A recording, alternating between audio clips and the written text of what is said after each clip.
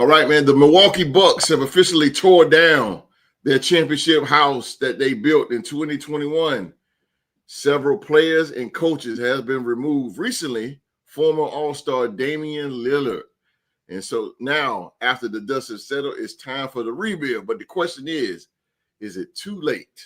Is it too late for the Milwaukee Bucks? And the Pittsburgh Steelers have made another big move in this year's offseason, adding cornerback Jalen Ramsey in exchange for Minka Fitzpatrick. To many, this is a dumb trade. But let's see what the podcast panel thinks about it. And we got two topics. Well, actually three. Mike Brown. We're going to sneak in Mike Brown. He becomes the new head coach of the New York Knicks. So, man, we got some stuff to talk about. Everybody tune in and get your popcorn ready because we're about to roll it right here on the Real to Sports Talk Show. I can't accept the loss, I'm hard-headed. There's a little bit of madness to my method. Many falling off that fine line that I'm treading. I risk anything to be great and I'm not letting nobody rob me of my victory. Number one, that's what I'm meant to be. When by any means, only thing that makes sense to me, I can make nice or make history. I got that dog in me, yeah, turn me up. Big energy, got the crowd going nuts. I got that dog in me, I take on anyone, I don't need a one-on-one. I got that dog in me, yeah. I'm talking all bite, no bark. I could rip your squad apart. I got that dog in me, so what's up? Yeah, so what's up? I told her move over, enough of that mediocre. I've been the man since cruising around in the stroller. I got ice in my veins like a cut in Minnesota. Why not show you how I'm built? Come a little closer, ayy. Lot of heart, been smart, aura gotta glow. We can restart, give head start, still get the same result. I'm about mine, don't you get it confused. I'ma win again, yeah, that's all that I do. I got that dog in me, yeah, turn me up. Big energy, got the crowd going nuts. I got that dog in me, I take on anyone, I don't need a one-on-one. Got that dog. All right, man, we thank you all sports fans out there around the world for being here with us on this Saturday afternoon, wherever in the world you are watching us right now, man. We hope you guys had a safe and enjoyable Independence Day, as Black people call it, 4th of July, or simply the 4th, what we call it. We are the Real Sports Podcast, man, and this is a small podcast that's doing big things around here, man. And this is the Real Sports Talk Show. Right here, man, we talk about some of the hottest news that's going on right now in the sports world today. And also, we are the only podcast on YouTube that actually interact with the live audience itself. So, man, if you want to chat with the podcast panel, if you have any questions for the podcast panel, please feel free to do so in the live chat, man. We will post it right here live, right here on YouTube, man. So we are here for you guys. We want to hear from you guys today if you have any comments. And this is the show where you get some of the best debates and analysis and opinions from these guys right here, right now. So let's roll the show out, ladies and gentlemen. Representing, oh boy, AT&T Stadium. Should it be rocking this year? Should it be rocking this year under the new helm of Brian Schottenheimer? We will see. Can the Cowboys get back on top of the NFC East? Representing the 5-time Super Bowl champion. I'm talking about the prestigious star, the Dallas Cowboys, ladies and gentlemen. Please do not cross the street. My fishing partner, he is Wall Street in the building. Appreciate that, host. Appreciate that glorious introduction. I just want to hope everyone out there had a great 4th of July weekend. I went to spend it with my family, my cousin in Charlotte. We had a great time, man. He treated us great as he always does. But we came home, shot some fireworks with the kids, ended the night with a bang, man. Pretty cool weekend. That's what's up. I like that. Ended the night with a bang. That's what's up, man. 4th of July. Like I said, we call it a 4. Yeah. Yeah. We just call it a 4. That's all, man. Or no, we call it a 4th or what we we used to call it back in the day. We call it July 4th, the 4th, or just firecrackers. It was just called firecrackers. That's some country stuff. Firecrackers. We never called it fireworks or anything like that. We call it firecrackers. We country here. Hey, y'all got them firecrackers over there? Country. Nevertheless, man. You gotta have it. Yeah. Oh, yeah. Oh, yeah. He is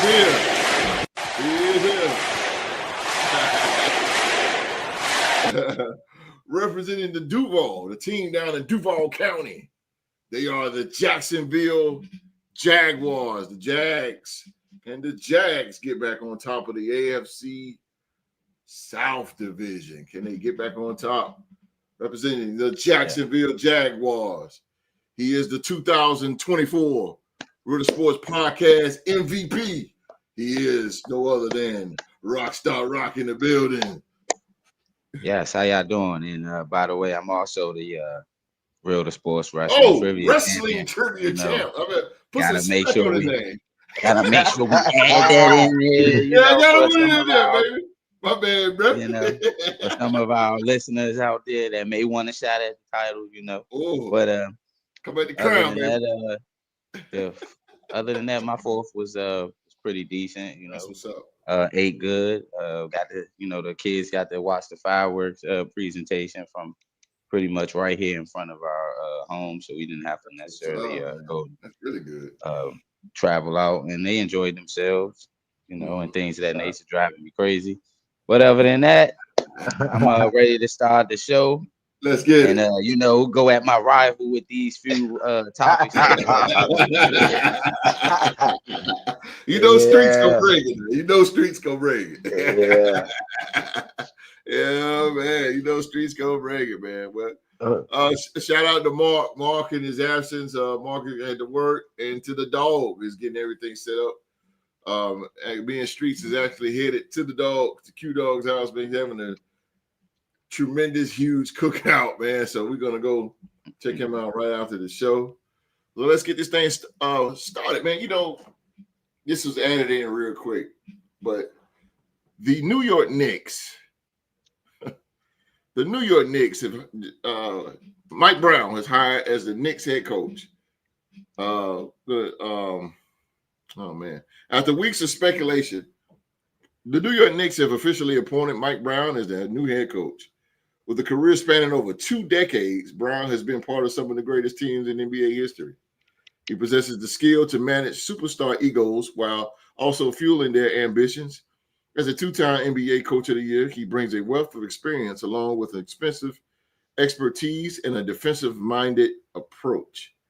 Brown is poised to build on the team's recent success while addressing key weaknesses on both sides of the court.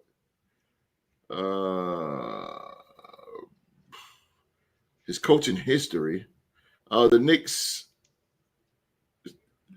head coaching job will be Brown's 5th stint as an NBA head coach.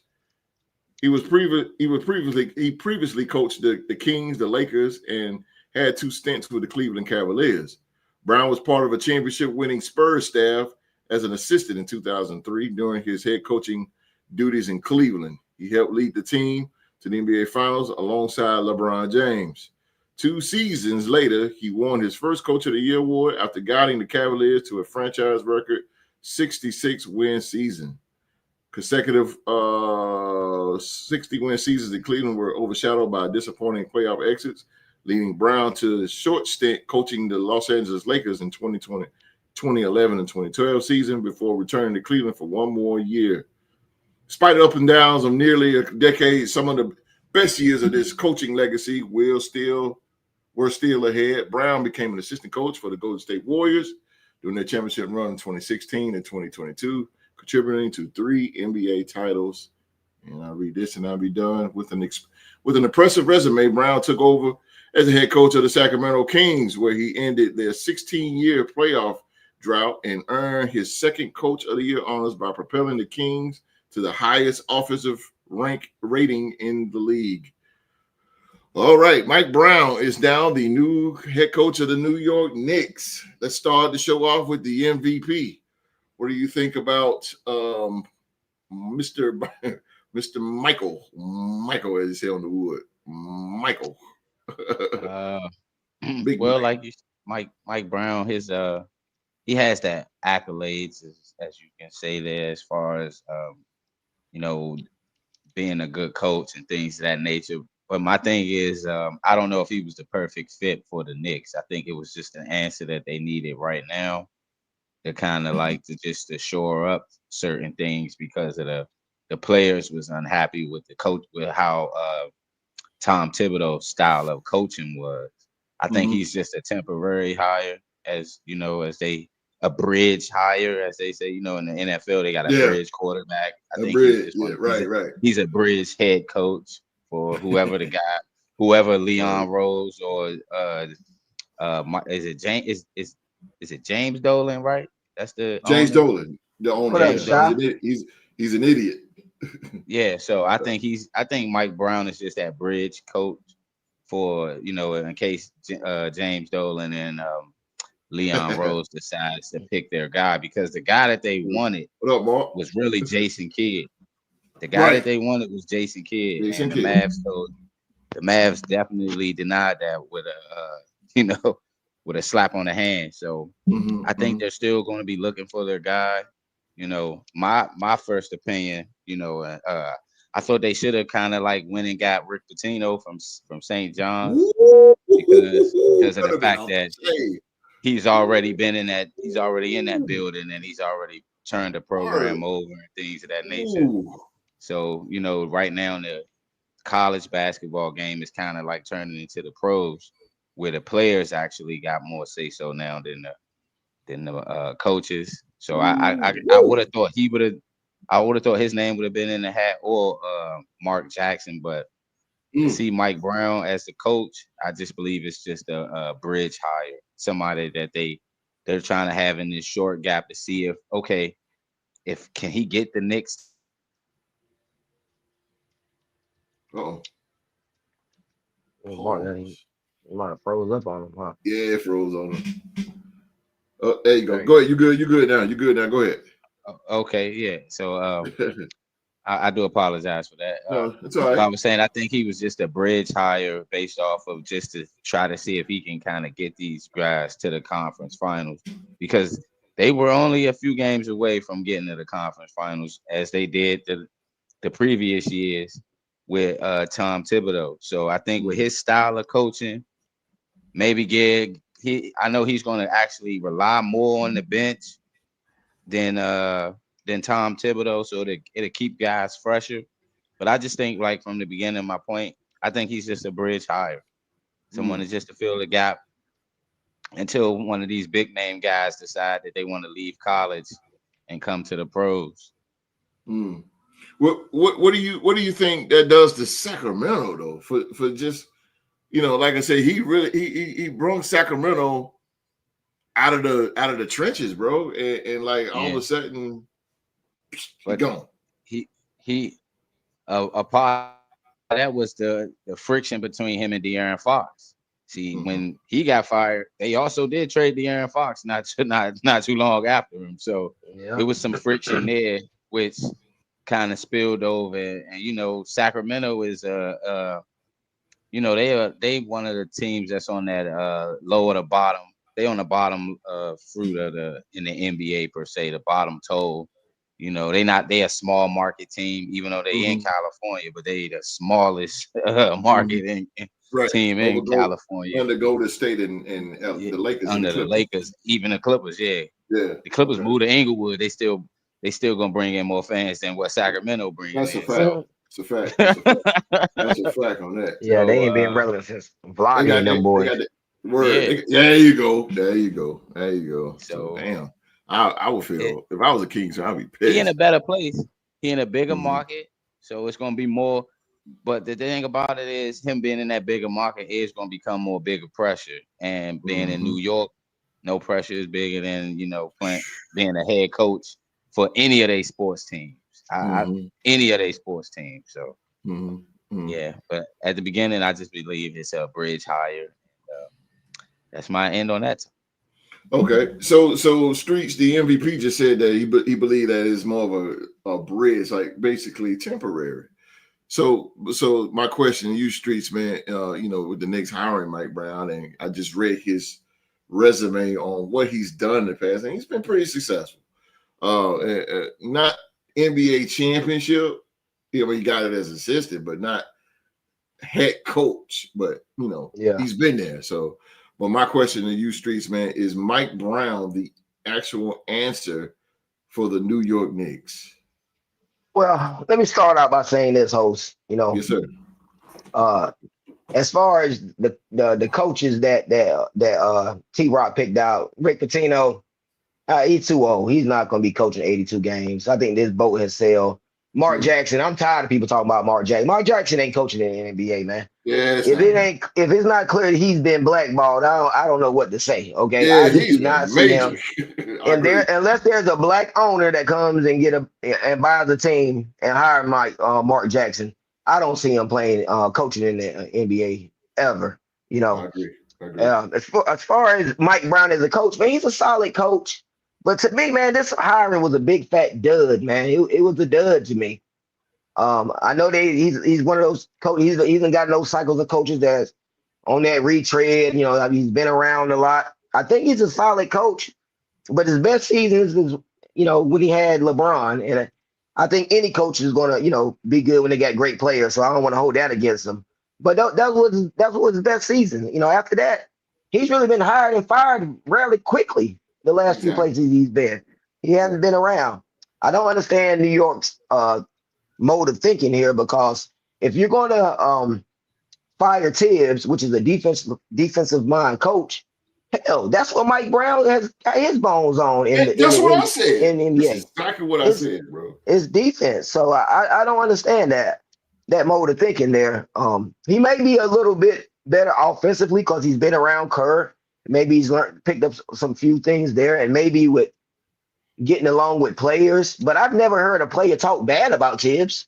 They say they work him hard, but I haven't heard a player say that he's not a good coach. They don't like him. So I would have liked for them to go with Mike Malone, someone that has actually recently won a championship. Me too. Won one with a big man. I would have liked to see Mike Malone in that situation. And I don't think the New York media is going to bother Mike Brown at all, because look, he coached LeBron for 6 years, and hell, the media was all over that team, for the whole 6 years. So I don't think that'll be a problem. I know Cleveland media ain't New York media, but it's still LeBron. The spotlight was still on him. So I think they should have went with Mike Malone, man. That would have been my choice. But I'm rooting for the brother. He's a black man. I'm rooting for him. I hope he's successful, but we'll see. Time will tell. So by that being said, Street, where do you see the New York Knicks under? Because you know Mike Brown's style and how he coaches and what he's done. But where do you see the Knicks now going in the 2025 season? Where do you see the Knicks? Now, I like the Knicks, but I don't know if they're gonna catch this lightning in the bottle again next year, man. But the Celtics have took a step back. The Celtics have taken a big step back, if you ask me. They lost a lot of stuff. So I think the Celtics have taken a step back. You look at in the East is weak when you think about it. The Sixers are struggling. They're not, Embiid. You never know what his health is going to be like. So I think New York could be right there in the end. You look at Indiana, they're hurt. Their main players out. So it's going to maybe between a sleeper that pops up that you don't see coming. Maybe like Atlanta or somebody that pops up. I see Detroit. I see Detroit. Detroit, that's another great choice. Detroit, one of these young upcoming teams. Kay Cunningham, bro. Yeah, a lot of big teams. Kay Cunningham, no joke, bro. The Magics. Oh, the Magic, yeah. They got or the Orlando Magic, yeah. That's a fact. I could see one of those teams taking a step forward. And the Knicks should be there. I don't think Mike Brown's a bad coach. I don't see them falling off the wagon here or anything like that. Mm-hmm. But I just would have liked more pop, a little more sizzle or something. Mike Brown, I'm just not a big because when I think of him, I like, what do he do well? What when I think of Mike Brown, what do he do? Yeah. You know what I mean? He don't really do nothing that I could think of. Yeah, seriously, So, because it's like yeah, street. It's like throwing out when we fish. It's like throwing yeah. your bait in the water. It don't make a whole lot of noise. It's It just don't like do nothing. it's just he just Yeah, man. bloop, like No okay. way. We know this Mike Brown. We know who he Yeah. is, but it's just like he ain't scared no fish away, bro. Nah, not at all. Not at What's all. going on with that, bro? Like, I don't think the other coaches in the division like, damn, we got to deal with Mike Brown now. I don't think it's nothing like that. You know, maybe he's a better player coach, and like you say, maybe he'll use the bench a lot. But hell, man, I didn't think New York had a great bench anyway. No, they didn't. No, they didn't. I don't know. Everybody like use the bench. Use what bench? Right. I mean, in spot moments, they could have. Yeah, they could have gave a little relief. They could have went deeper. I mean, I can understand what you mean by last the value. Year before last year. In the playoffs, you going. They had Obi Toppin coming off the bench. That was they had a decent. You going 8-man deep when you got Indiana going to play you 13 men deep. You got at least. We got to talk about adjustments here or something. Yeah. Indiana set the bar as far as bench. We outgunned and we outmanned in this situation. 13-8. I mean. So what did this do, MVP? What does this do for the number one scorer, Jalen Brunson? What does it do now? Does his game switch up or what? No, his game ain't gonna switch up because like Wall Street stated, Mike Brown knows what it takes to coach a superstar. He knows what it takes to coach an all-star. So he's still gonna get his buckets. You know, he it's not like he's not going to his usage rate. Now his usage rate may come down a little bit based off of how Mike Brown's offensive scheme is predicated to how San Antonio Popovich and how Steve Kerr, their offensive scheme was, though it's looking to get their best guy open opportunities instead of him dribbling the clock and having so it's been more swing.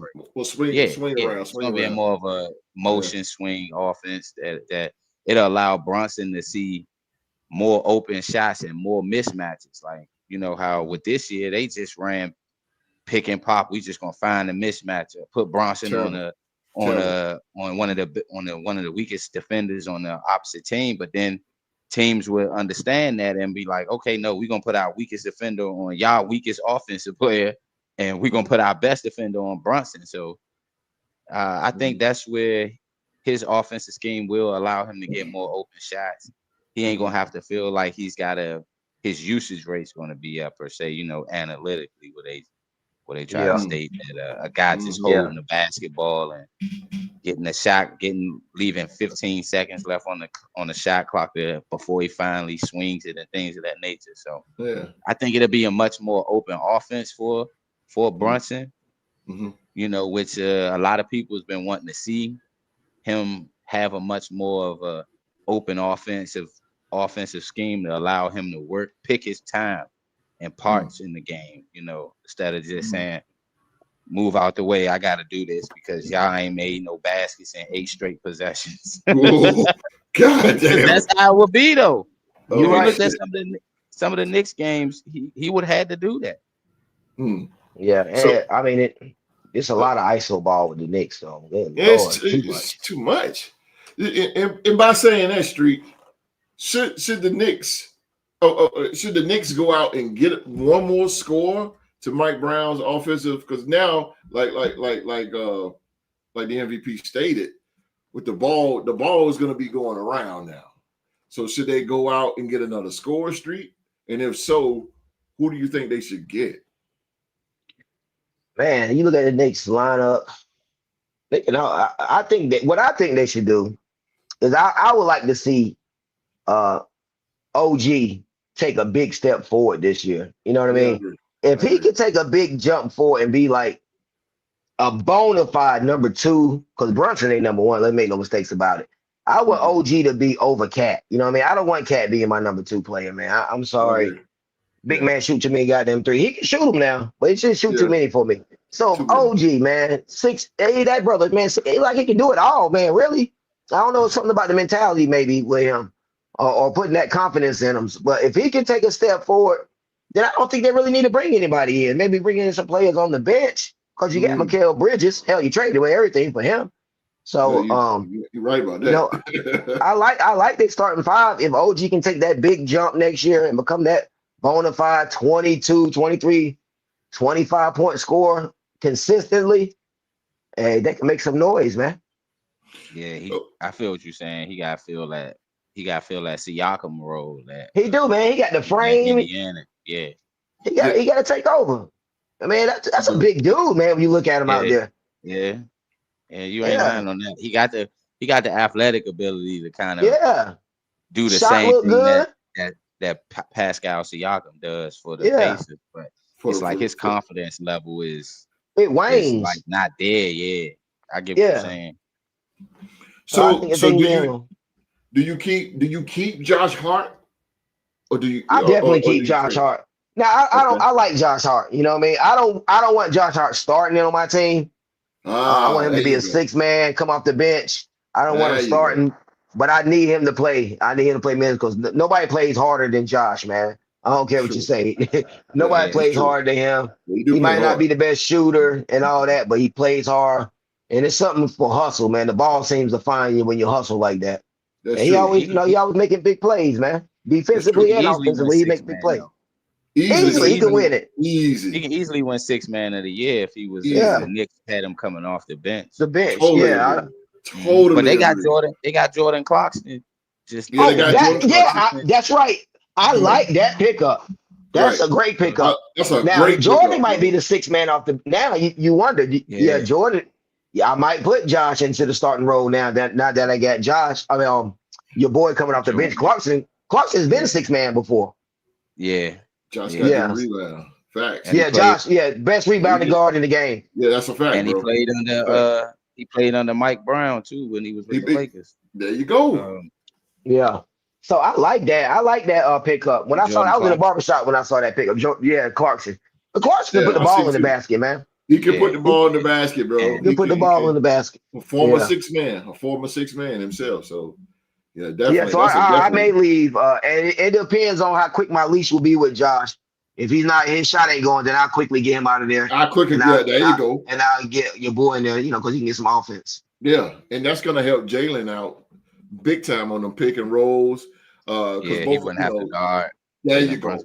See, but I sort of hate stuff like that because if they would have had him there with Tibbs, I think Tibbs would have used him off the bench. Oh, my God, yeah. Oh, hell yeah. Hell yeah. But they didn't have that talent there for Tibbs to use, Oh my God, yeah. Oh, so he definitely will be. He definitely an upgrade over McBride, Trace McBride. Oh yes, man, 1,000 trillion, bro. If Clarkson was there this year, man, they would have definitely went a little bit further. They would have gave Indiana a little bit more of a run. I could see that.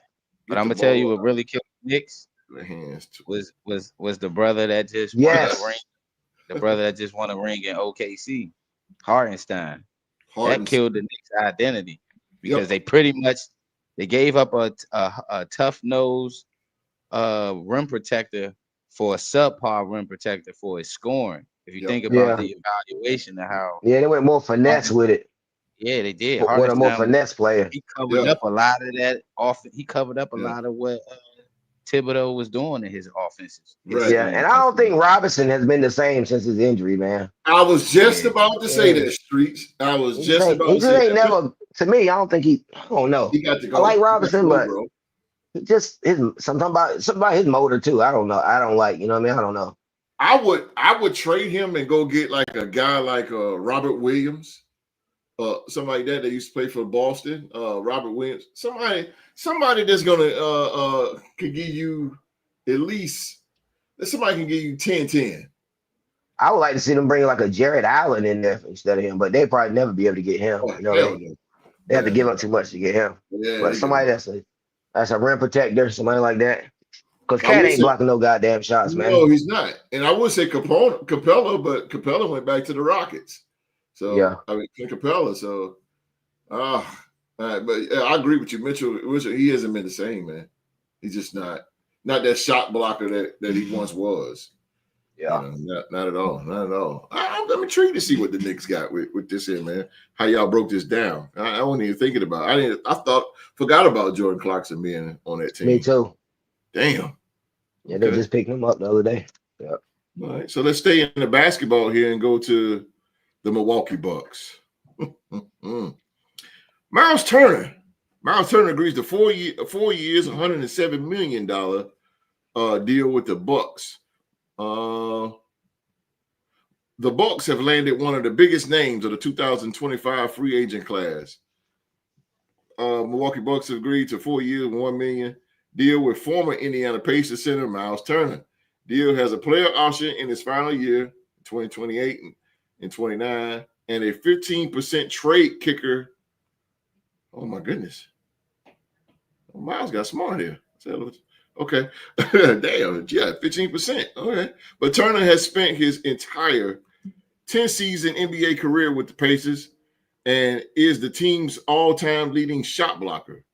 He averaged 15.6 points and 6.5 rebounds, 1.5 assists, and 2 blocks per game last season for Indiana, and was an integral piece of their team as the Pacers reached their first NBA final since 2000. He replaces Brook Lopez in the middle as he reportedly agreed to a 2-year deal with the Los Angeles Clippers. Turner was a pivotal piece in Indiana when president of basketball operations Kevin Pritchard embarked on another rebuild midway through the 2021 season to form the core of this year's squad. According to multiple reports, the Bucks will waive 9-time All-Star Damian Lillard, who is expected to miss most of the upcoming season with an Achilles injury, to create the cap space to sign Turner. The Pacers had a decision to make this summer about whether to surpass the luxury tax threshold with the knowledge that star guard Tyrese Halliburton likely won't play in 2025. Read this a little bit. Turner was often mentioned in trade rumors during his time with Indiana, but he remained in place as Pritchard dealt all-star forward Domantas Sabonis to Sacramento for Halliburton. That transaction tipped off a string of moves that led to Indiana's core team built around Turner, Halliburton, and Pascal Siakam as it reached the NBA Finals. In Milwaukee, Turner will join a front line that features former MVP Giannis Antetokounmpo, as well as veterans Kyle Kuzma, Terran Prince, and others. Boy. Streets. Yes, sir. Streets. Boy, the Bucks. Brother. I let you handle this here. The Milwaukee Bucks, man. So with the trade, Damian Lillard's out of here. Long time pacer. Miles Turner's in.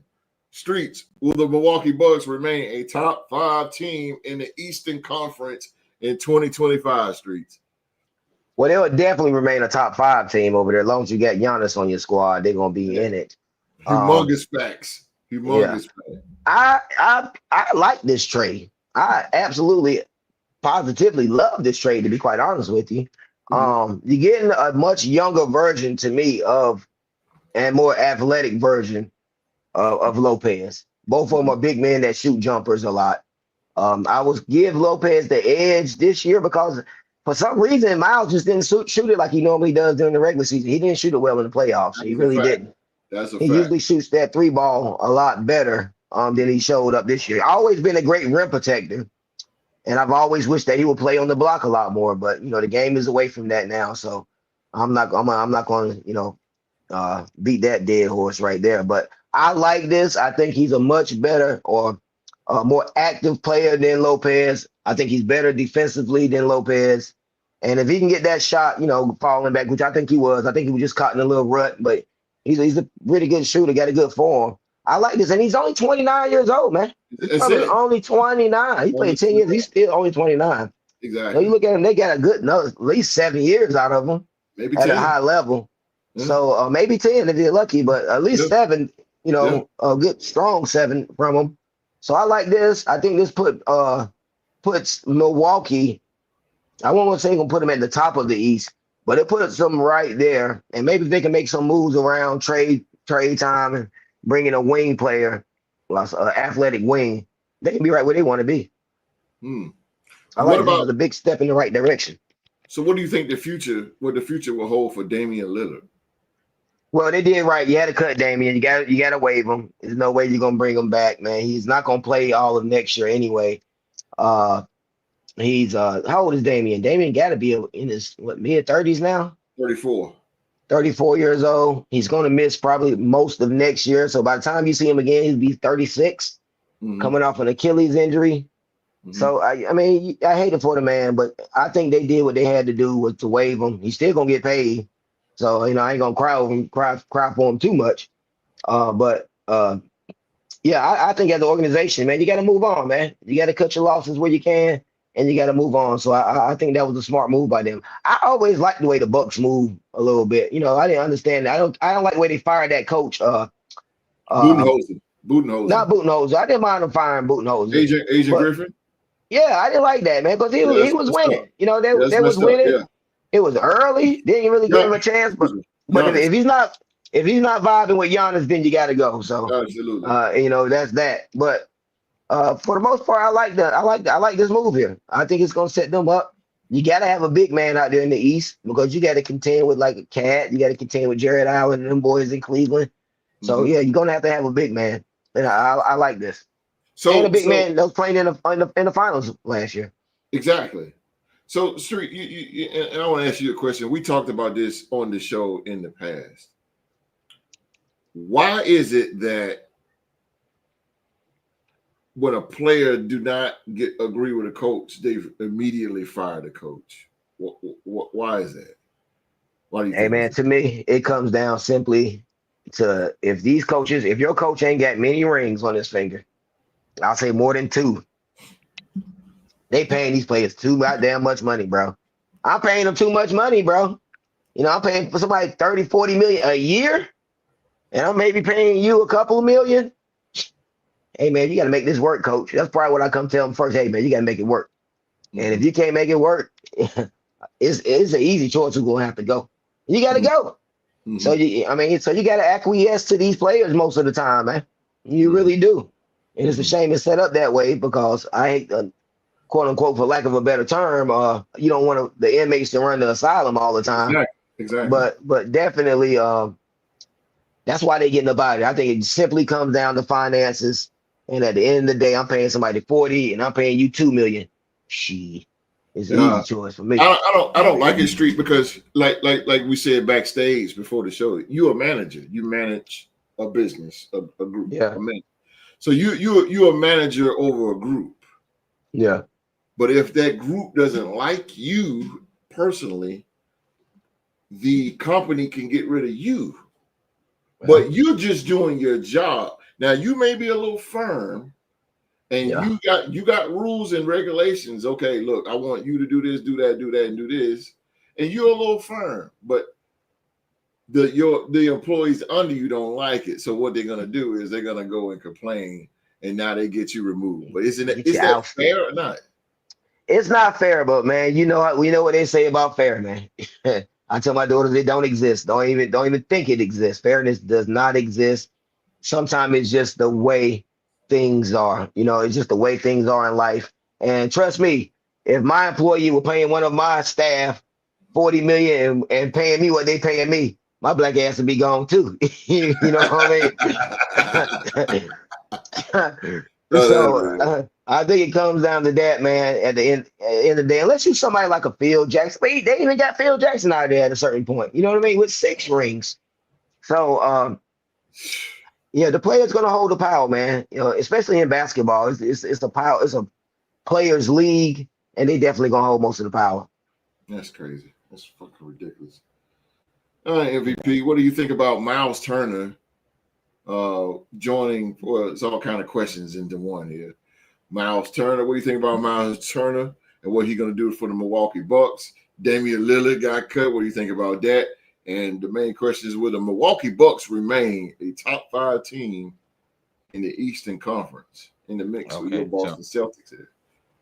I'm gonna answer the first question. Okay. I hated the. I mean, I didn't hate the pickup because like you said, Brooke Lopez signed to another team. They signed with the Clippers. Mm-hmm. So I think they kind of. I would say as far as like how much they paid to get Miles Turner was a bit of a reach. What the hell you say?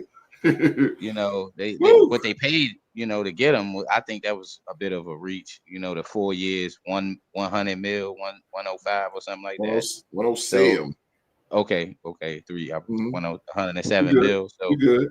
I feel like his contributions in the NBA Finals wasn't that warranted for that man. I don't want to necessarily say but. For me, if I was the Milwaukee Bucks, I'd have probably went maybe 3 years, maybe 72 mil. Yeah. That way I could kind of like save money on the back end because who is going to bring the ball up for Milwaukee? They don't have a point guard. They don't have that. And we're talking about Doc Rivers here as the head coach. There were some questions with him as a head coach in Philly.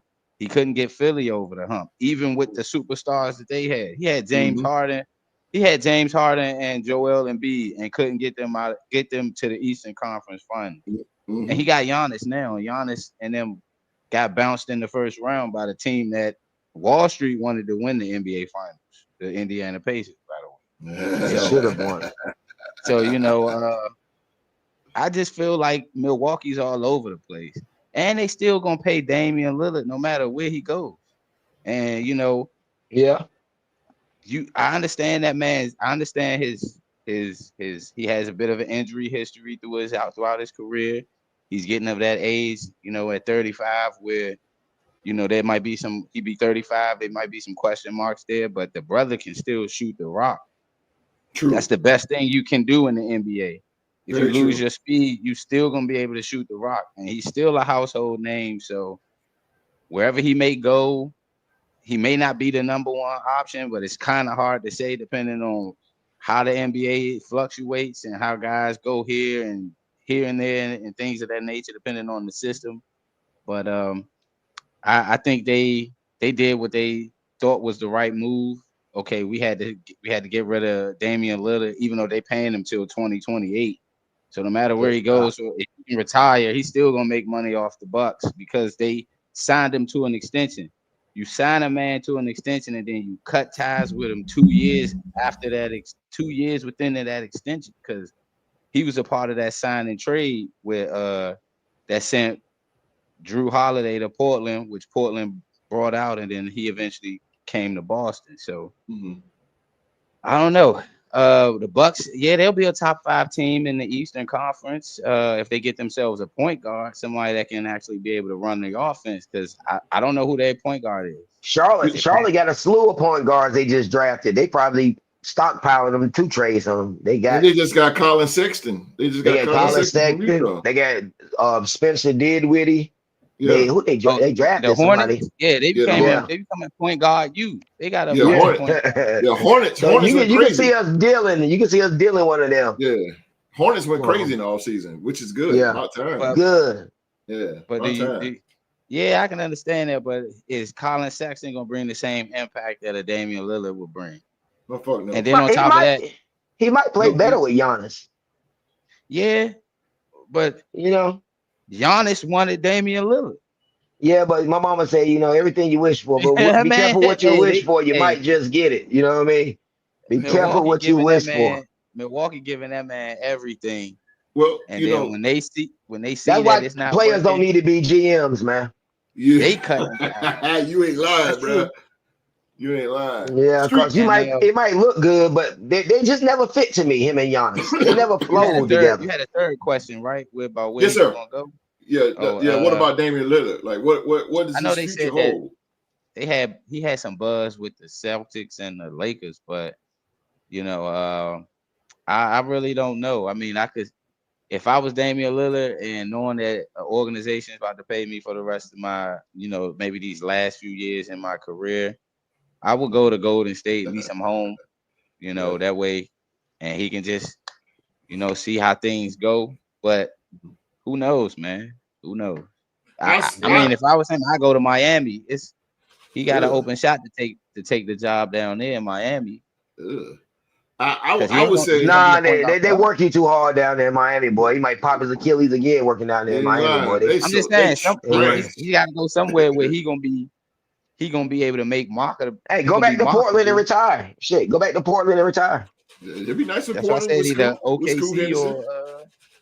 I say this, bro, and not to be biased, but I say go to San Antonio Spurs. Golden State. Go to San Antonio Spurs, bro. Hey, get bench production off the Spurs. You can be playing behind them young boys down there, boy. They got some young Castle, them boys. They ain't giving up their spot easy down there. Hell no, they sure ain't. But Street, that's what I'm saying. Go ahead, Rob.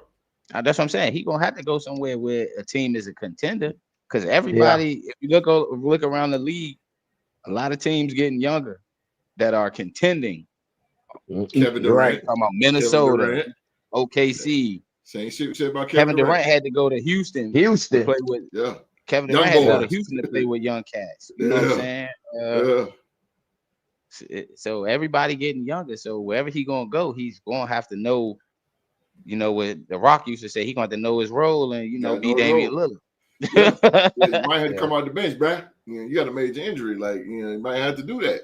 Like I said, Allen Iverson didn't want to do it. He didn't want to do it. That's why he bounced all over.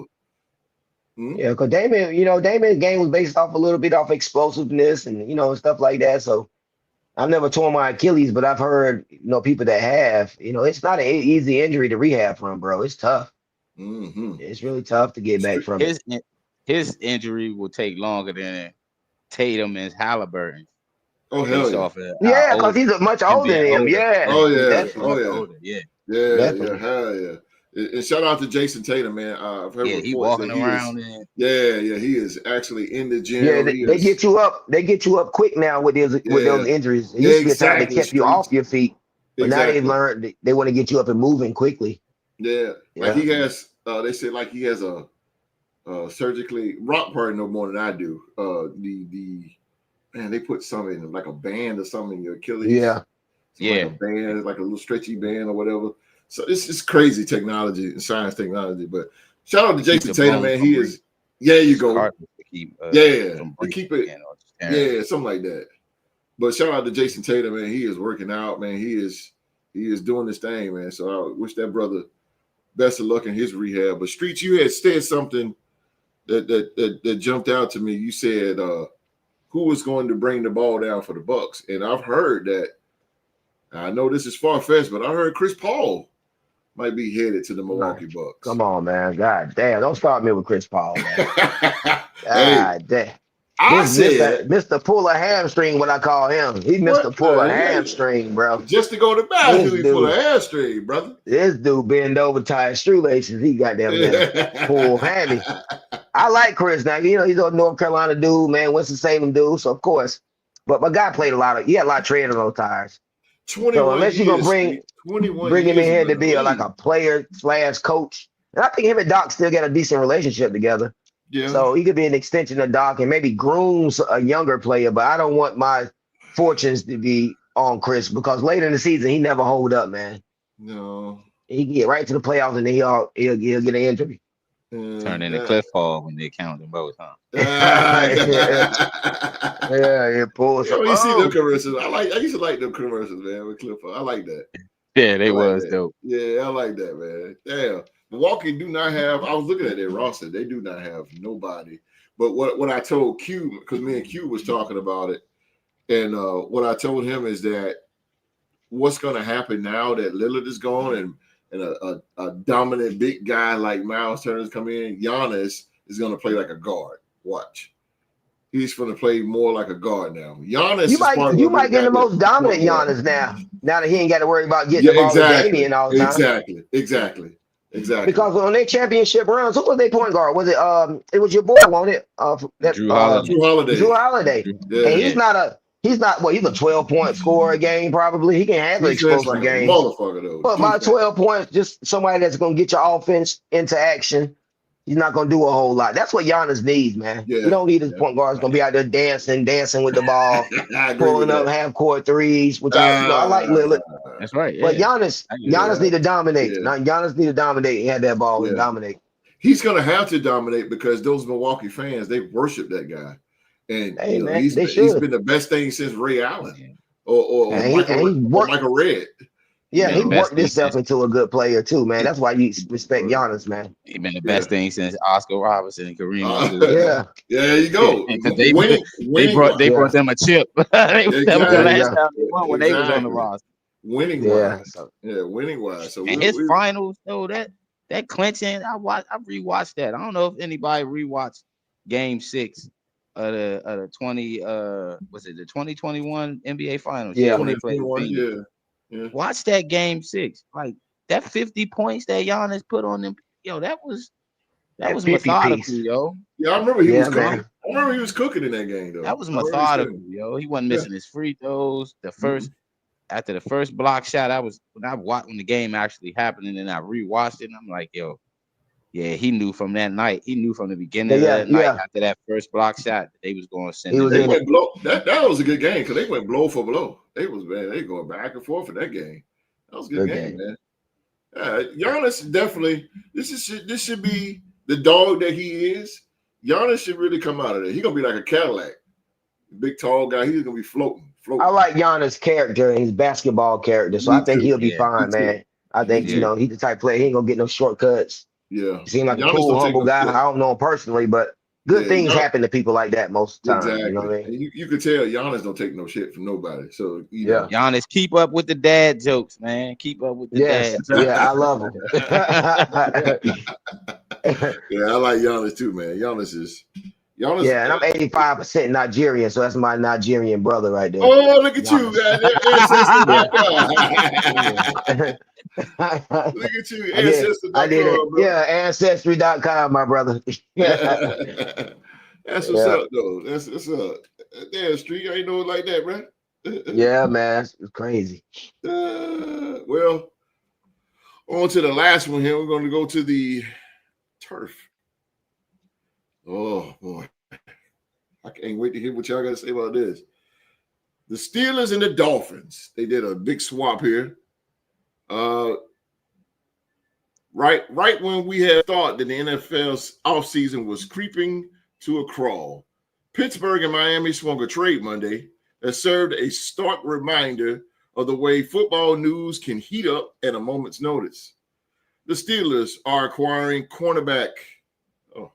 Get that off here. The Steelers are acquiring cornerback Jalen Ramsey and tight end Jonnu Smith and a 2027 7th-round pick from the Dolphins for safety Minkah Fitzpatrick and a 2027 5th-round choice. While Ramsey was expected to be moved this offseason and trade buzz had swirled around Smith, the Fitzpatrick element added some real zing to this late June deal. Both teams look markedly different following a swap that could have a lasting impact on their short and long-term trajectories. I'm reading that wrong. The Dolphins and the Steelers are both looking for success for both of their trades. Let's go back to the MVP on this one. Bro, when I seen this shit, I was like, here we go with Pittsburgh again. But so who are the winners? Let's do the winners and losers here. MVP. Who are the winners and the losers in the trade between Jalen Ramsey and Minkah Fitzpatrick? The Miami Dolphins or the Pittsburgh Steelers? Who's the winners and who the losers?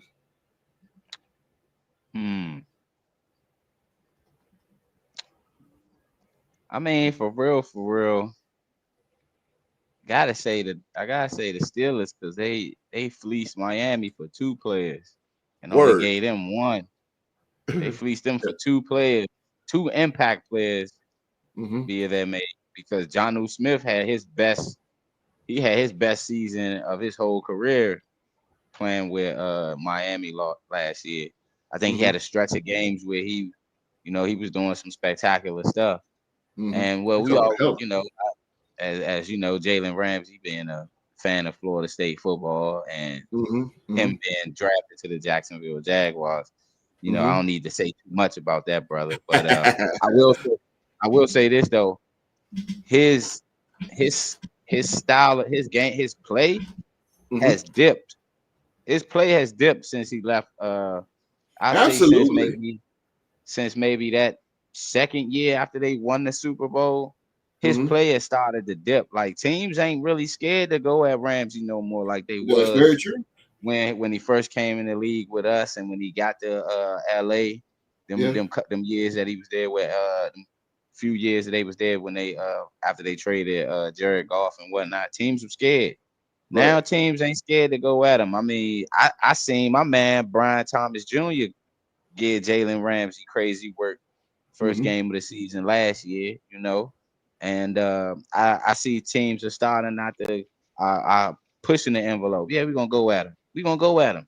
He and then I see in certain styles of games that he don't be making tackles like he used to.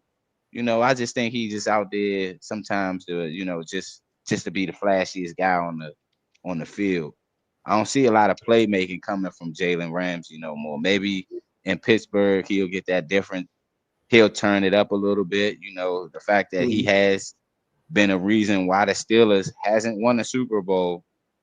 Jalen Ramsey has been a big reason of why they haven't won a Super Bowl. The fact that, the last time he was in that building, he was with the Jaguars, keeping them from making it to the AFC Championship game. But other than that, the Steelers want to trade getting 2 impact players just for trading. They traded one of their key guys on that defense with Minkah Fitzpatrick. I don't know who they gonna get to take up what that brother did, because we all know what happened when he left Miami the first time, and when he went to Pittsburgh, the difference in how he was playing was just tremendous. So shout outs to Minkah Fitzpatrick for going back to where his stomping grounds in Miami to try to see if they can make something work down there. And but that overall though, Miami got fleeced. You gave up I think a 7th rounder, and you gave up a 7th rounder for 2 impact guys. And I get it. Jalen Ramsey and the owner didn't see, or GM didn't see eye to eye, so he was on his way out anyway. But hey, I mean, that's for them to deal with. As a Jags fan, hey, all I'm caring about is what we do. I know that right, bro. I know that's right. I know that's the truth. So what do you think now with Pittsburgh MVP, with Pittsburgh now having Jalen Ramsey? And I know you said Jalen Ramsey has not been the threat that he used to be with Saxonville. He was one of the members of Saxonville. How do you feel about the Pittsburgh Steelers now that he has joined the team? How do you feel about them now? And majority of my argument, what I was saying, that's based, pretty much predicated off of numbers evaluation of how he's been over the last, few years, particularly by everyone else. He still makes Pro Bowls and things of that nature, so he's still a top guy and getting paid like a top guy in the league as well. So I think he's gonna have an impact on Pittsburgh and their secondary, for one, because they had a young secondary. Joey Porter, end of the road guy. That's very true. He's right, bro. A lot of boys to men. The boys to men, They do. They do. It's like now they buying their talent to try to. They even buying talent to try to salvage whether or not how Mike Tomlin is about to. That's right, bro. To go. You're right. But the way I look at it is, he gonna have impact, because they got young guys like Joey Porter Jr. That's going to be able to see all pro work at a cornerback position. So I don't wish nothing but the best for Jalen Ramsey, but Steelers, I can care less about what the Steelers. Nobody care about the Steelers, bro.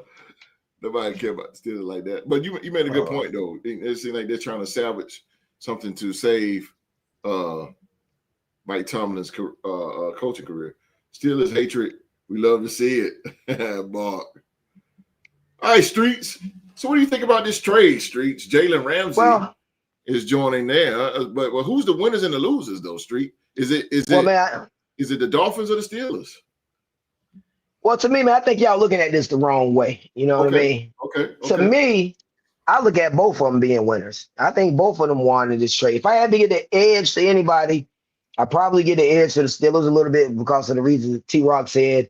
They did get two players that's going to play a lot of football for them. I think it was a great, actually pretty damn good what the Steelers picked up. So you look at it this way. I don't think Ramsey is at the end of his road. He's only 30 years old. He's only 30. Any cornerback is only as good as their pass rush, man. All right. You got to give a cornerback a pass rush. And the Dolphins did not have a great pass rush this past season, or since he's been there, to be quite honest with you. I think Ramsey chased the money, you know what I mean? And there's nothing wrong with that because this is a business. He ended up making as much money as he can. But in doing that, his the way you view him might have changed a little bit because he doesn't have the whole team behind him as far as the defensive line to apply that pressure. So he can do the things that he's great at, like keying and spying and those type of things that Ramsey does. I think the Steelers made this trade strictly because of the defenses they're going to play. The Steelers played the most single high safety defense in the league last year, 68%. I did a little research up here to host on this. 68% they played single high safety. You got to have great man-to-man corners if you're doing that. And Joey Porter, I like him. He was getting beat up a little bit last year. He was getting beat. I think he might have led corners in pass interference, holding penalties, and things of that nature. So you're seeing Minkah Fitzpatrick to the Dolphins that play a lot of too high safety. He couldn't really make plays with the Pittsburgh that he's gonna probably be able to make here with Dolphins because you got two safeties. You can be more creative with how you use them because you have two safeties. You know what I mean? He has more opportunities to make play when you're playing a two safety set. So I like it. I like it for both of them in that sense. And as far as John L. Smith, man, great pickup by the Steelers. Their new their offensive coordinator like to run tight end sets. They got Maramove. They're gonna go 3 tight end sets. Because they got a huge tight end. I can't think of his name. I wish Mark was here to tell me, but he's a big guy, number 80, a big blocking tight end, big boy. They're gonna use all 3 of those tight ends, man. You got Maramove, you got John L. Smith, and then you got the big boy number 80. I can't think of his name. He's like 6'8", like 6'7", big ass tight end. Freiermuth is a very dependable tight end as well. Yeah, he's solid. He's solid, man. He's solid. Yeah. Bring that Heath Miller. Heath Miller. Heath Miller, exactly. Yeah, just a solid tight end, know how to get open, know how to play angles. And then you got John L. Smith, a more athletic tight end, more like a wide receiver tight end. Exactly. I think it's going to be great. And then you got Rodgers slinging the ball around. So I think Pittsburgh, man, and, you know, the thing that they're going to have, the Jalen going to have on this is they're going to have a pass rush. They got T.J. Watt. Once they get him signed and make him happy. Oh, okay. I was about to say. Once they sign him, which they better do, and make him happy, now you're going to see maybe Jalen make some room. And that pick will make more sense then because you'll have a better man-to-man corner. You tell me you're going to give me Jalen Ramsey or the young boy Porter Jr., I'm taking Ramsey, man, just off experience, veteran leadership, and things of that nature. So you get a nice a man-to-man corner. But he has to now he's going up against the likes of Jamar Chase 2 times. Now he has Zay Flowers 2 times. He has even Amari Cooper 2 times. Like, so, you know, those are your. Wait, don't count Amari Cooper. Amari Cooper ain't gonna do nothing. Amari Cooper still. I would at least say Jerry Jeudy though. Darnell Washington. Washington. That's my big boy name. There you go. Hell of a damn tight end, man. I like him. I like him. Big solid. And then they can run the ball. They'll be able to run. I think this was great for Pittsburgh, man. Don't sleep on Tomlin now. Don't sleep on Tomlin. No, ain't gonna sleep on Tomlin. A knowledgeable quarterback. I think it's gonna make their team much better, man. And it's definitely gonna make their secondary room better. So I'm just worried about how they pace. They're gonna have a very slow pace with Aaron Rodgers. Yeah, but you know, Tomlin want to play that game. He want to shorten the game. He want to run the ball, and he want to get them defensive boys after your ass. Yeah. You made a point with that 2 safety high though. That's That was a point. Yeah. So we just talked about Pittsburgh. What about Miami? What does this do for Miami on the other side of the coin here with the Dolphins? Yeah. I think it helps them out defensively, definitely with Minkah Fitzpatrick. You know, he's a playmaker. He's always around the ball, that type of player. Now you can spy him. You can bring him up to the line because you're playing him with two safeties and not that. He's a safety blitzer. He's a blitzer. And not that. Yeah, he'll blitz. He gets his hands on ball. He made plays, man. He made plays as a single high safety. Just imagine him as a two high safety. Now when you can disguise them and you can still have people back there to protect your defense, you can be really creative on how you use this brother. Yep. So, you know, like Rock said, he's back to where he began. Yep. And I think this is a good pickup for them, man. Their problem is their damn quarterback. I just ain't a fan of their quarterback. I knew he's going there. But defensively, I think this really helps them. Darren Waller's joined the Miami Dolphins. Yeah, Darren Waller. He came out of retirement. Darren Waller did. Don't start me with Darren Waller. I don't think he's gonna be the same though, bro. Yeah, I think that was a Raider thing. You start jumping in and out of retirement. I don't know how to see in football, man. Yeah. I mean, hey, who knows? It didn't work out. If you'd play for the New York Giants, you'd want to take a year off of football too. Yeah, that's true. That's very true, bro. If you had Daniel Jones throwing you bricks like that, man, you'd have to retire too. Bro. Yeah, get you killed on that Daniel Jones. Oh my God! Nah, I think I come back next year. Yeah, bro. Is that what he said? I'm gonna chill. I'm gonna come back and come through the back door. Rap album, come back. Give him a rap album. Let me make some money. Go through the back door. Sneak through the back door on him. See if I can get in. He got in though. He got in. What up, John Stowe? Cuzzo, what's going on? Stizzo. So let's talk about Tua while we there, man.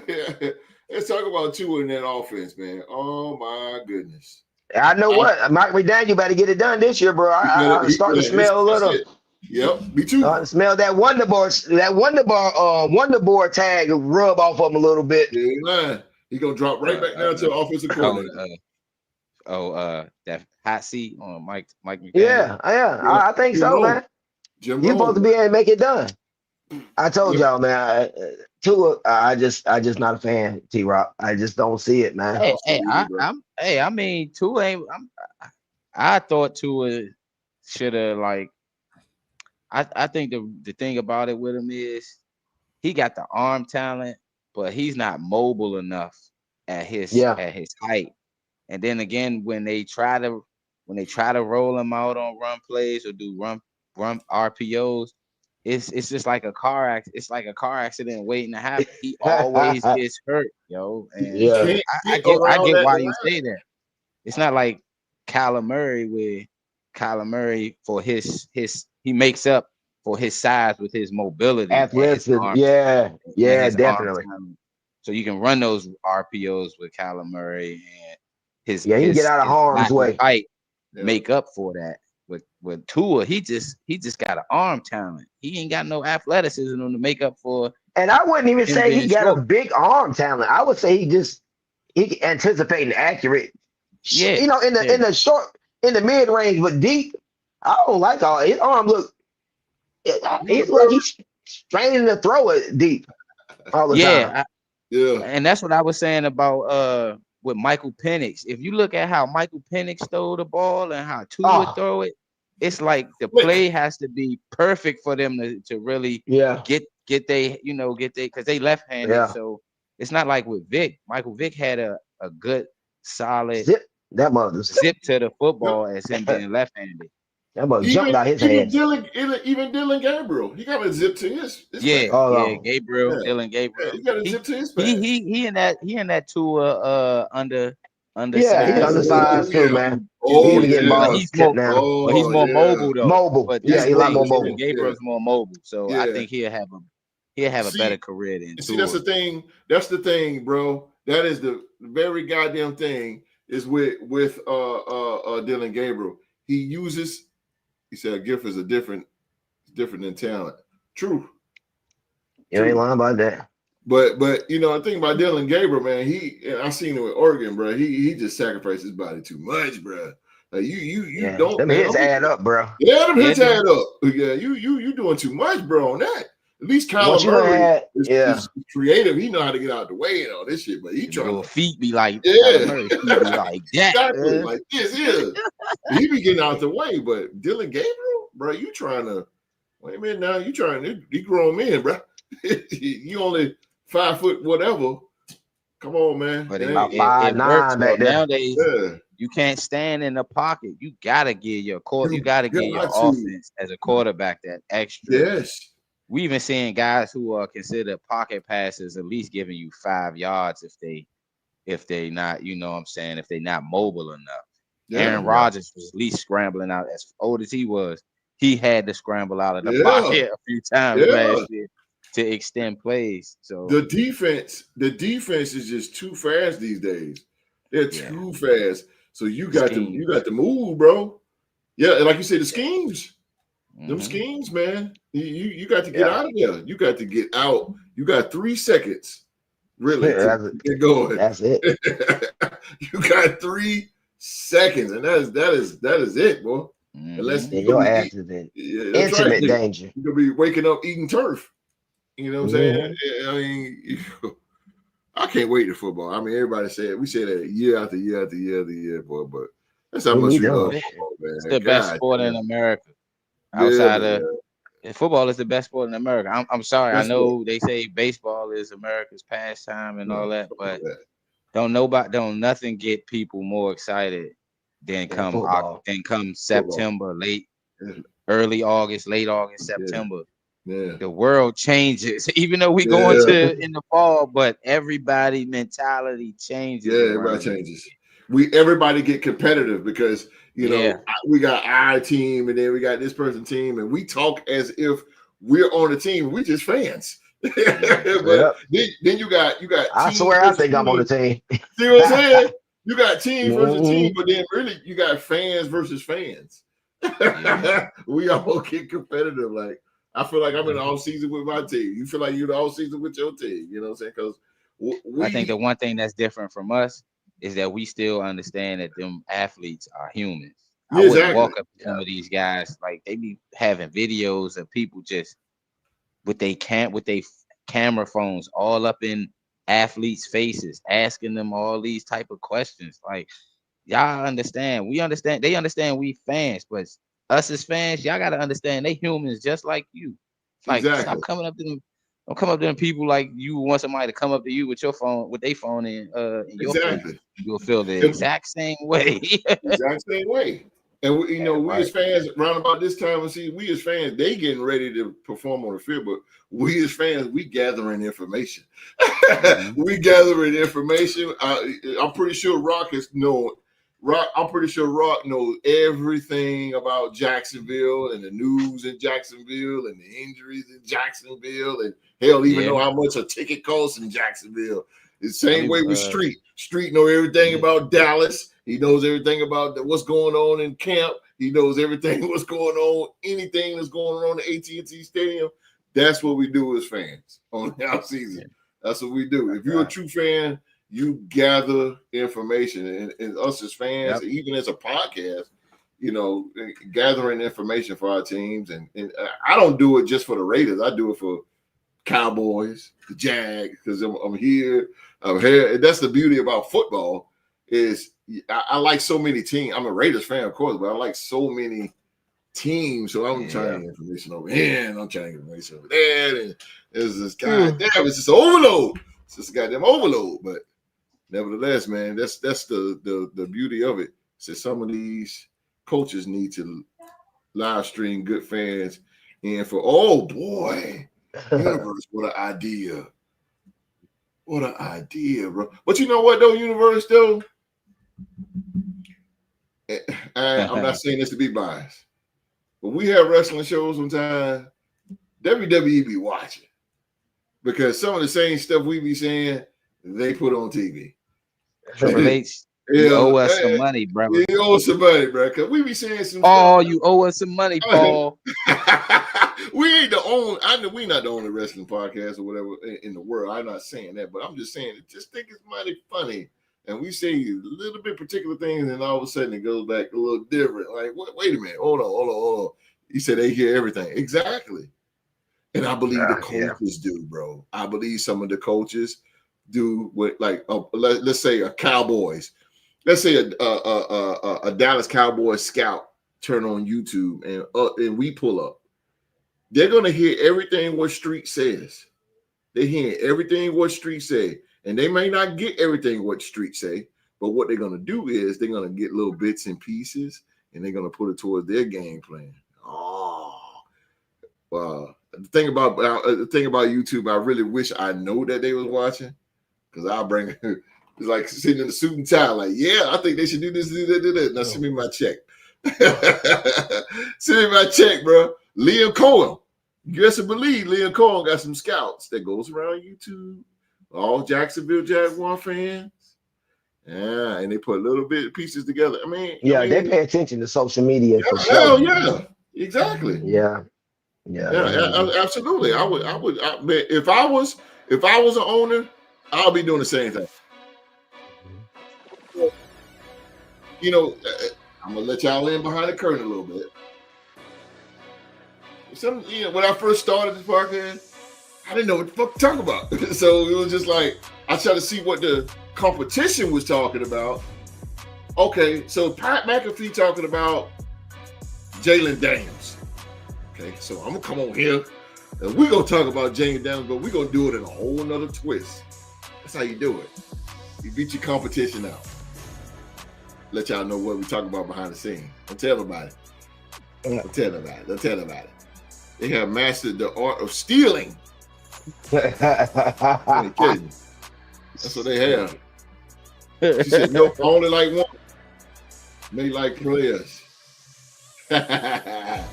Miss Jones in the building.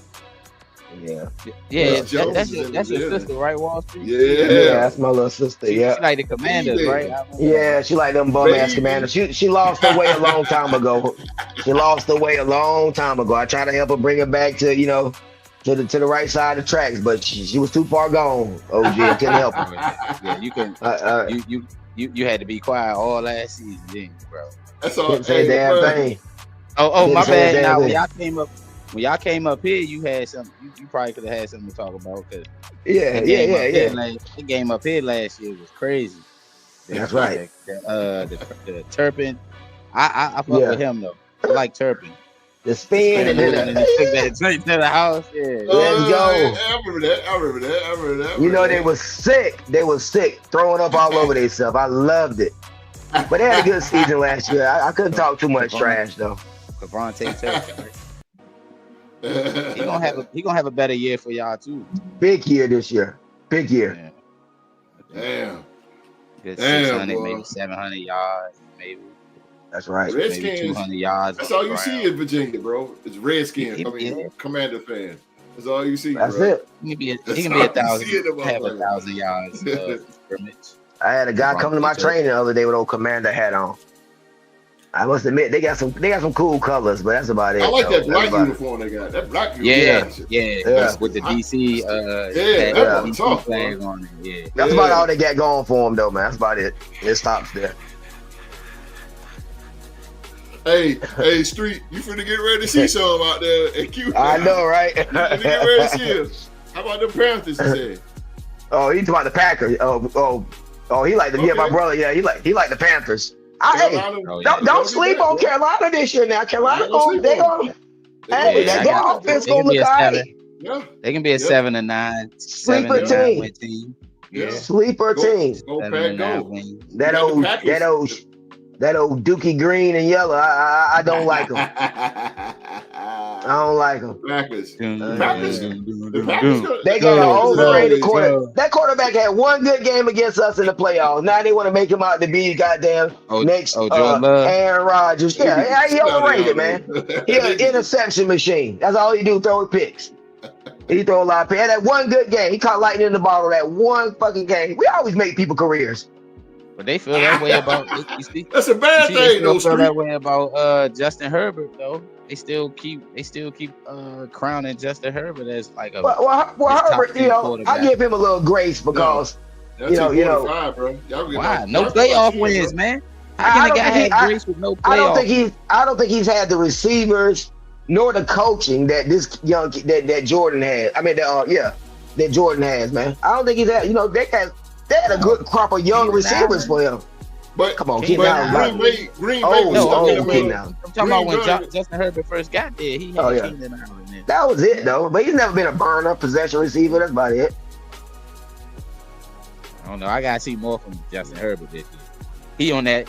He up there with my guy Trevor Lawrence. Yeah. I'll tell his ass. Yeah, I hold Herbert a little bit higher than I hold your quarterback, though. How he beat that man on the main stage? That was the coach's fault, man. That man 1-0 against Justin Herbert in the playoffs. That was the coach's fault, matter of fact, he beat that man twice in the same year, regular season, then the playoffs. But you got him. I just don't get it, man. I don't get it. Fuck Justin. I think that was more of a coaching loss in that game than Herbert losing that game. You know, your quarterback gave you 20. Coach ain't out there on the field. Coach got to win you 1 or 2 games a year. 20. Coach got to win you 1 or 2 games a year. 27-0 lead. So I'm gonna give you one more. Then I'm gonna flip the script. Then. So how many coaching errors did y'all accumulate in y'all playoff loss? Oh damn! As Cowboys. I mean, we can say it was Jason Garrett's fault. No.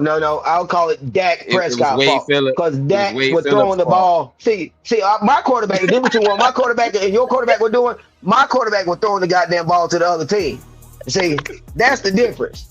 That's what messed up. We can't have that. You know what I mean? Not like Dak Prescott. Nah, he's throwing the ball to the opposite team, man. With Dak on his 4th coach in 7 years? Yeah, he been in 7 years, 8 years now. Shit, Dak been about 8 years now. Yeah, about 8 How many coaches have y'all went through? Since Dak been there, this will be our 3rd. We went through Jason Garrett. Then we had Mark McCarthy. This will be his 3rd coach. That's not too bad. Okay. Nah. Yeah. Not too bad. Not bad. Yeah, that's true. Yeah. Well, y'all gonna be on y'all 4th one by the time y'all decide not to pay him no more. Let me tell you something, man. I like this coach right here. I think we're gonna be all right. I like this coach. My Cowboys, hey, host. We're gonna shock people this year. We're gonna shock people this year.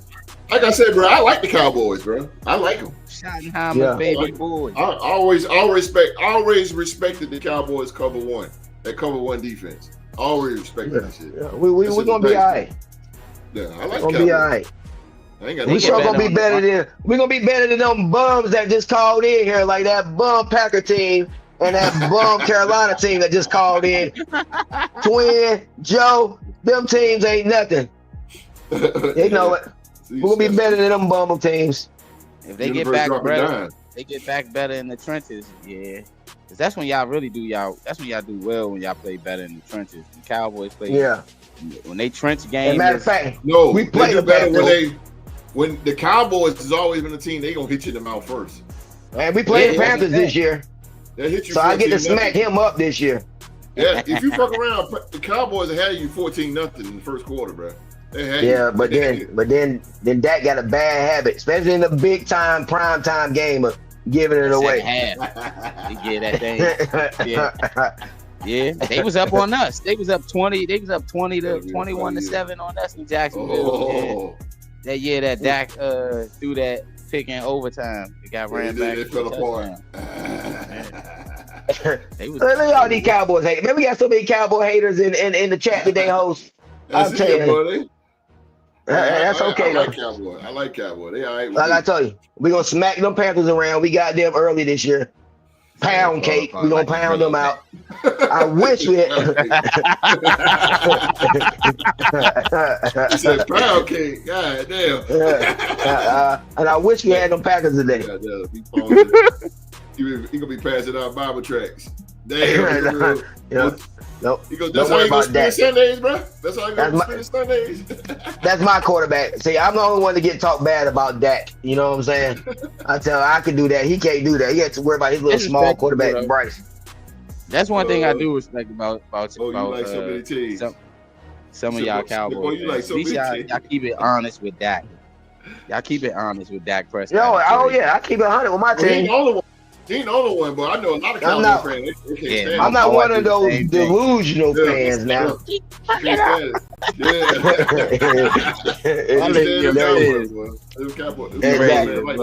Kill Dak Prescott if she's seen him in public. Boy, what? Yeah. What? Man. That'd be the race out his ass.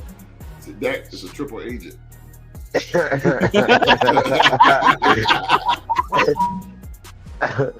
He do seem like that sometimes. Triple agent, goddamn. He said them Cowgirls ain't doing anything special this year. Oh, that's man. Okay. That's okay. I mean, hey, I'm ready to make some bold predictions this year. Who knows? They division. Oh, they coming at you, boy. Gonna have a new. They division gonna have a new division winner. So. Yeah. They coming at your ass today, boy. Let me tell her. I ain't even worried about him. She think they gonna catch lightning in the bottle again with that little quarterback. They got them sniffing all that. It ain't gonna happen 2 years in a row, little sis. It ain't gonna happen. They gonna come back down to the. He was up here. They gonna come back down to the ground level. To his meme about average. So we gonna get after him now. Oh, they might be the team. I think they the team to beat Philly though. They always give Philly a run for their money, bro. Hold on, host. We smacked Philly around too. Dak has got a great record against Philly. Dak has a great record against the whole NFC East. That's true. But I'm saying the good game. Who give them a good game? The Redskins now. They that was a good game. Because they're gonna play a rivalry game. They got the same mentality as Philly. That ground and pound. Physical. I think that's why the Cowboys and the Giants always play good games because they teams is more physical and finesse. I noticed like when Dallas played the Cowboys, when Dallas played the Redskins or the Commanders, it's always a back and forth. Either one team got to be super dominant, or the other team just was some garbage that year, or they have it be in between. But Philly is the team that's always Philly's team to beat. We got they the one to beat this year. There's no doubt about that. Everybody coming for them. We coming for their ass though this year. My guy, that's right. Played high school basketball. Played high school basketball with a man. He is the Eagles fan. He all the way in Atlanta. Send me that Eagles shit. I couldn't do that, bro. I just. Yeah, ain't nothing you can do. No, I can do, bro. You champ, hey. We can't say nothing to Philly G until the end of the season. That's it. They got bragging rights right now. When you win the Super Bowl, you're out there watching. If your team win the Super Bowl, you automatically have a shield of non-hate around you. At least for a year. Oh, that's for a year. At least till the season start back. Yeah. Once that goddamn first game kick off, bitch, I'm right back on your ass. Borderline delusional. Nah, hell no. Yeah, I can't. I can't wait either, bro. I cannot wait. You must be house full of them. You must be the oldest. Yeah, I'm the oldest. Yeah. That's why that's why they getting all them shots. Look, my brother older than me. I'm older than my sister though. My brother older than me though. Okay. Yeah. Okay. The first 3 days. Damn, they all over that street. Good Lord, boy. Tell me, Cowboy fan, bro.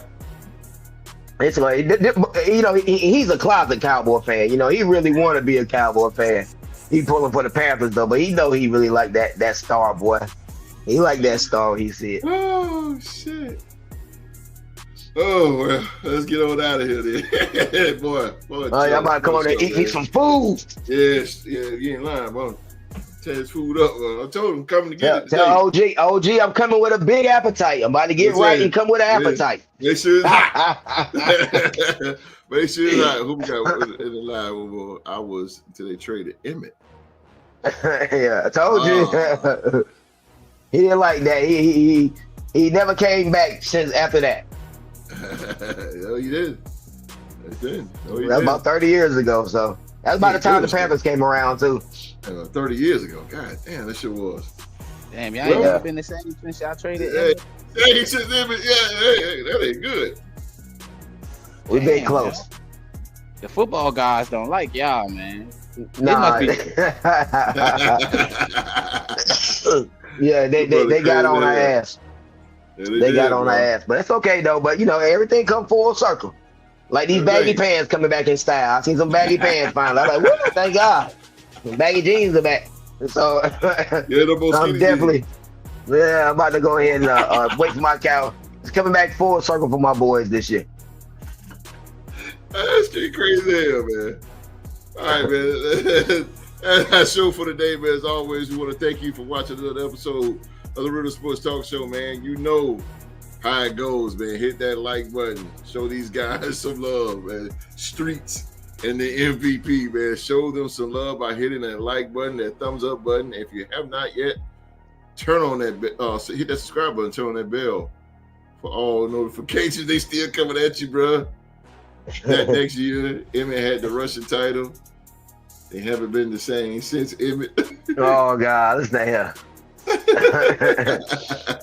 They still coming, bro. It's okay.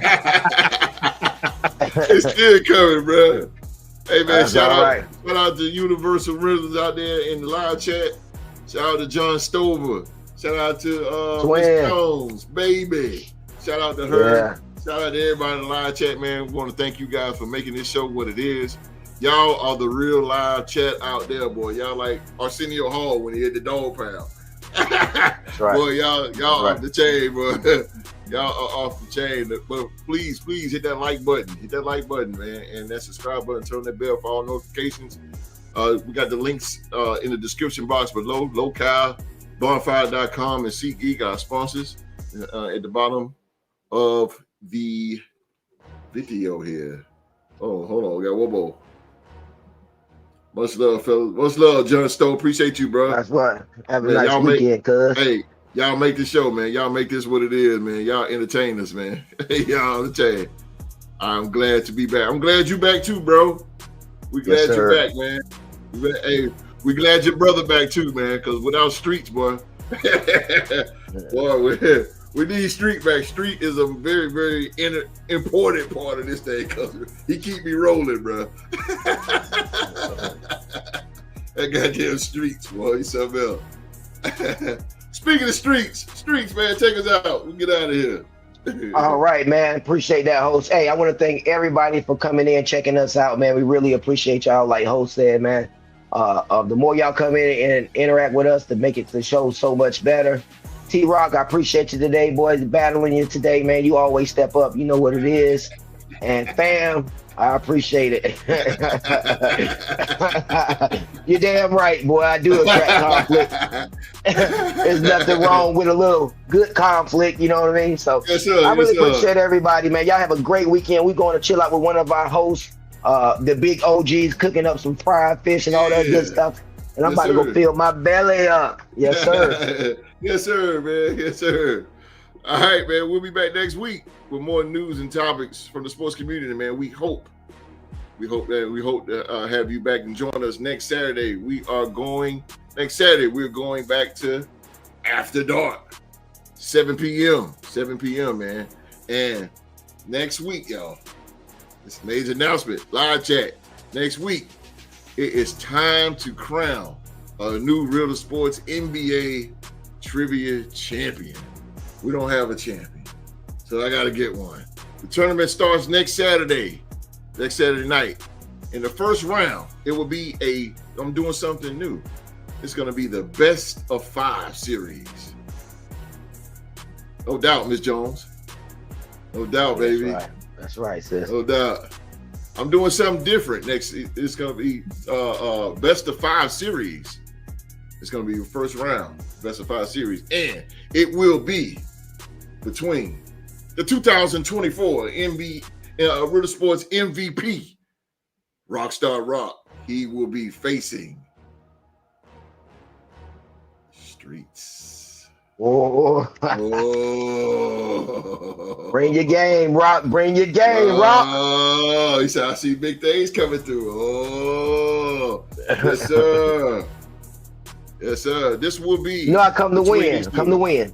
This will be. This is the first round. It's going to be between Streets and the MVP, and it's going to be a 5-game series. Tough competition. Yes, sir.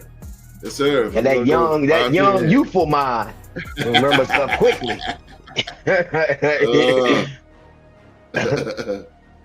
Oh yeah, it's going down, baby. Yes, sir. It's going down. So the questions will be random. There will be just random questions. There won't be no theme. It'll just be all on the top of the dome. I'm coming from 70s. I'm coming from the 80s and the 90s and the 2000s. I'm coming 3-point. I'm coming dunk contest. I'm coming all-star. I'm coming MVP. I'm coming all over the place. And it's going to be, instead of 7 I normally do, it's going to be 10 questions. 10. And again, the best of 5 series between these two. Best of 5. Game 1 next Saturday. Next Saturday night, 7 p.m., man. So come on back and talk some sports with us, man. We appreciate you guys watching. We're about to go hang out with Q-Dog. Shout out to Q-Dog in his absence. Shout out to Mark in his absence, man. And we're going to get the hey, they're still buzzing. Wait a minute, what on they say? Go give me a heads up on it. Okay. Bet. Hey, you already know. Hit that bell, turn on that bell. They'll let you know. It'll let you know, man. It'll let you know. But until then, ladies and gentlemen, man, we're about to go eat some food over with the Q-Dog. And that's about it, man. We see y'all Saturday. It's going to be Wall Street versus Rock. Best of 5. We got to determine. And then the winner goes on into the next round. But y'all know all that. We'll get back to y'all next Saturday, 7 p.m. live right here on YouTube on behalf of myself and Wall Street and the MVP. Everybody around the world, please be safe and stay safe. And that's in order.